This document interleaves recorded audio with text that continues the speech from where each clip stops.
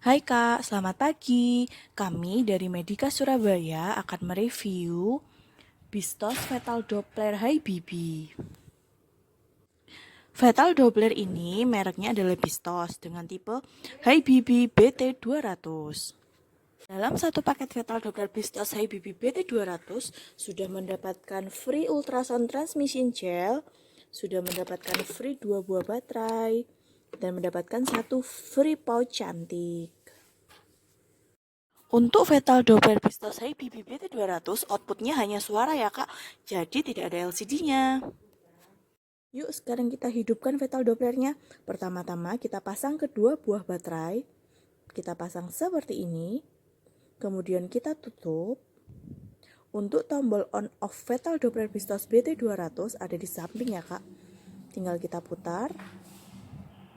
Putar seperti ini. Nah, jika sudah siap digunakan, suaranya akan seperti ini kak.